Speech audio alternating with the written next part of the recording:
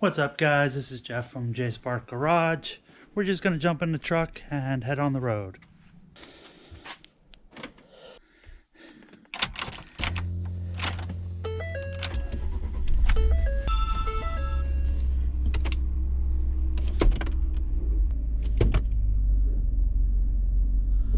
Oh no! No reverse camera. How are we gonna get out of here? Don't worry, we're gonna fix this today.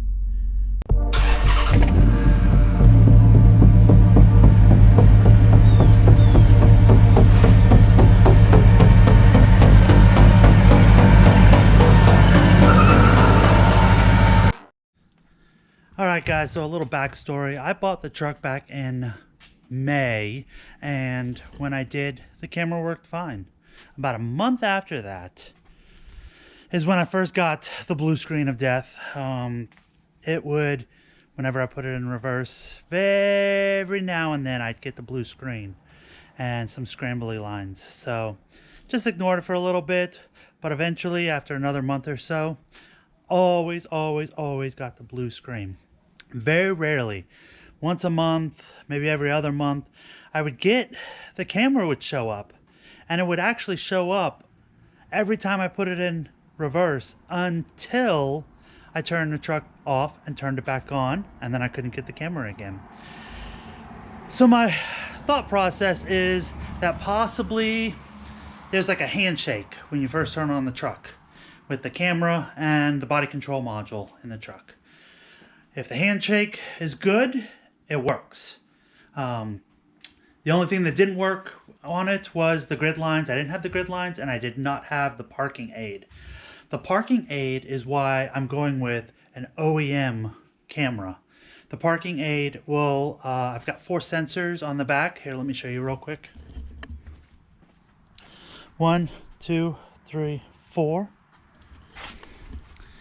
And actually on the camera, as you're backing up, it'll show you what zone is coming near an object on the camera itself. That's why I went with an OEM camera. It's a lot more expensive, but I wanted that OEM feature. So we're gonna get into how to replace the camera. There's some key points that you need to keep in mind when we do this, and I will explain them in the video. Let's get to the truck. All right, let's get into the parts and some of the tools you're going to need.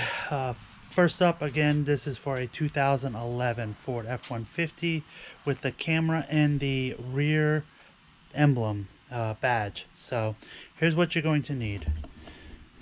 Some of the tools, gonna need some torque bits to get underneath these right here. Get underneath the panel that's underneath this. Socket. These are to get the emblem off. You're going to need a new emblem, and I'm going to get to that in just a second. Right now, I'll show you some of the part numbers. There's 1. This is the housing. 2. This is the camera itself. Pretty basic. Plug and play. There's the part number that I got. And finally, this isn't necessary, but I went ahead and did it. It was only like 30 bucks.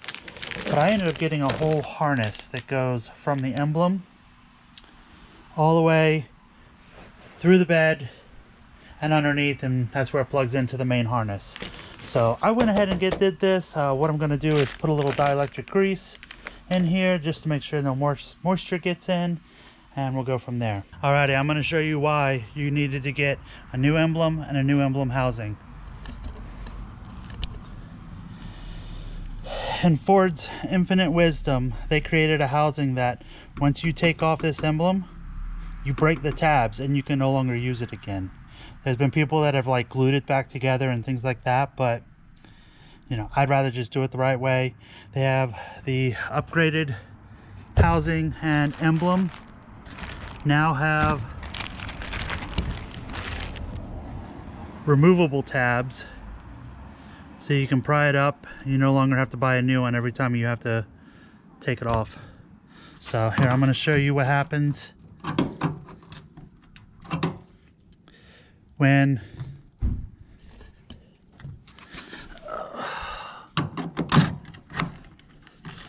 you take it off. See that? broke. I had glued that on when I looked at it previously, but breaks the tabs right off. Can no longer use it. You'd have to glue it back on. Oops, upside down. So that's why I suggest getting a new emblem. So we're gonna dive into this, take it out. Let's see what kind of bolt we need. Nope. That looks like it. We are at 932 for the socket we're gonna need. Let's take it off.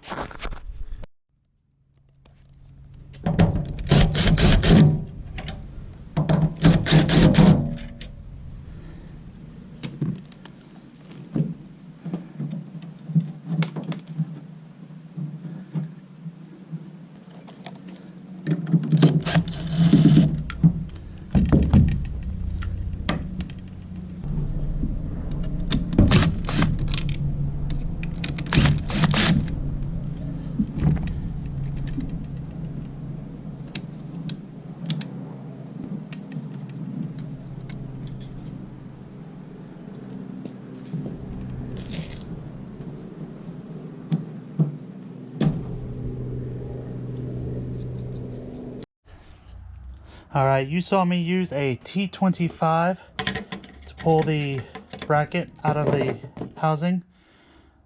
Now it's just a matter of getting this camera out and we'll put a new camera in.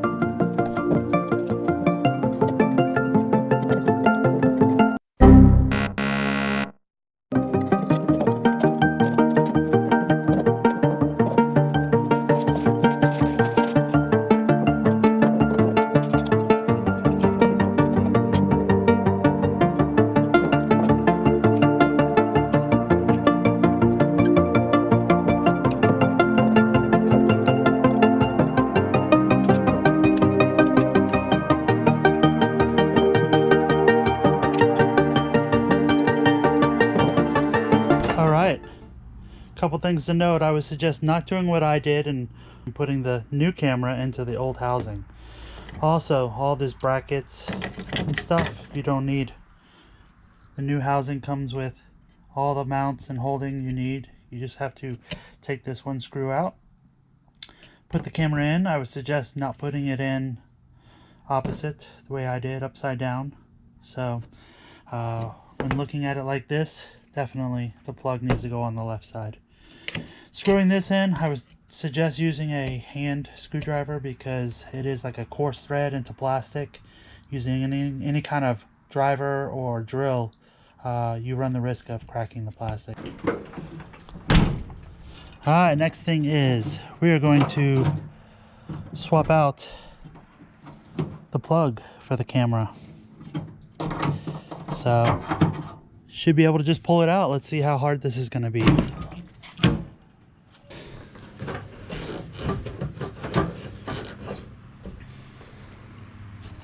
Not going to be as easy as I thought. So I'm going to get underneath. We're going to unplug it, get it disconnected. We're going to have to pull out the tailgate a little bit, give us some room in here, and swap out this cable. Here we are underneath the truck, way up here. That's the cable that comes through the tailgate. And unclip this, get our finger in here, and pull it right off. Just like that, piece of cake. Now it should pull right through where the opening is for the tailgate. We're gonna have to pull the tailgate back a little bit and pull out the cable.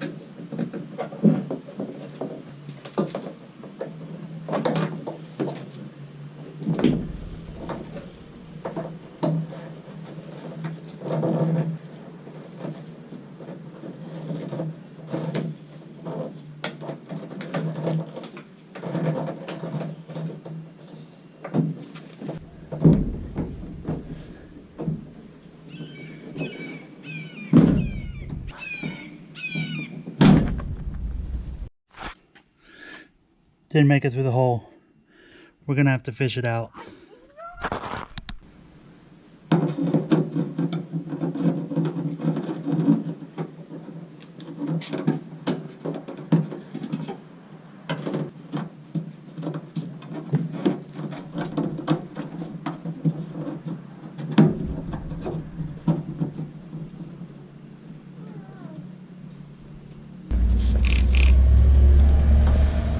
So yeah, learn from my mistakes. When you're cleaning out behind your emblem, don't spray water in the connector.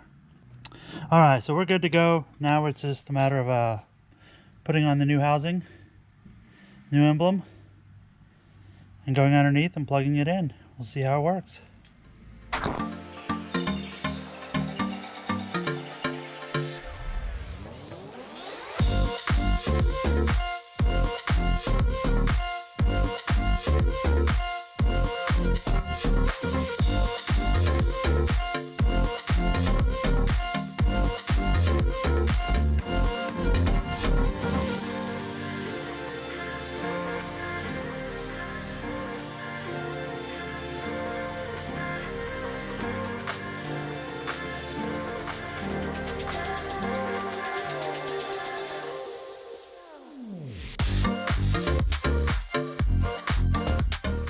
So we're underneath, got our two cables.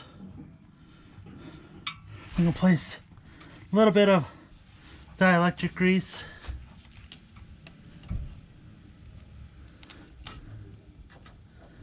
Just kind of smear it around the face of it.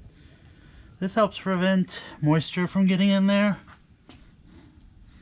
and messing up the connection.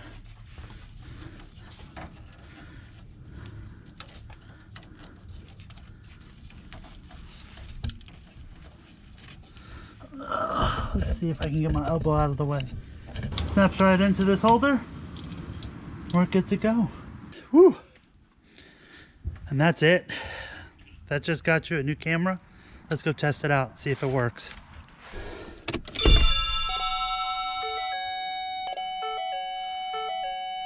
There we go. Alright, we've run into one other problem. It's not showing that that zone has my camera back there in the way, in case I wanted to back up. So I'm going to show you what we need to do. Alright, I'm going to show you, this is how you know when the camera needs to be reconfigured. Right here I'm in the camera menu. Got visual aids. Flip to on. It says it's on, but when I go back into it, it's off. Same with guidelines. When I turn it off, it says it's off. Go back into it, it's turned on. So what I'm thinking is we're going to need to calibrate the rear camera, and we're going to do that by using the program Forscan. Let me show you how it works. Alright, got my laptop all set up. We're going to use our OBD2 cable, plugs in using a USB to the computer. Alright guys, we're going to open up Forscan. Going to establish a connection using our OBD2 scanner. We're going to flip it to MS. Have it scan the rest of that. And that's it. Then from here, we're going to go over to this wrench icon, Service Functions. And right here, Rear Camera Calibration. We're going to go into this.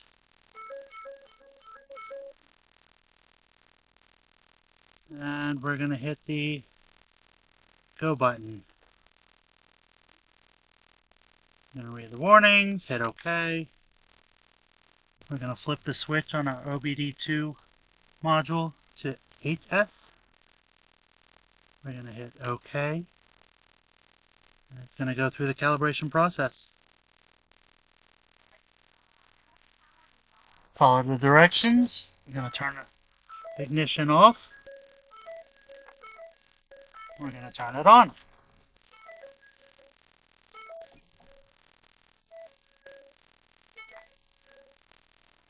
And we're complete. So, pretty cool program. Let's check out if our calibration worked. All right, here we are. We're back in the truck. We're gonna start it up and give it a shot. Let's see if this works. All right, I'm gonna put it in reverse. As you can see,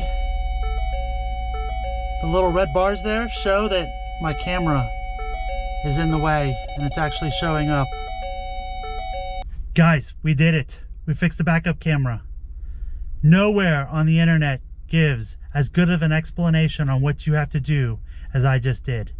If you like this, hit the subscribe button, the like button, and the notification bell, and join me for other repairs and other exciting things. Hold up, wait a minute. I got a little excited there.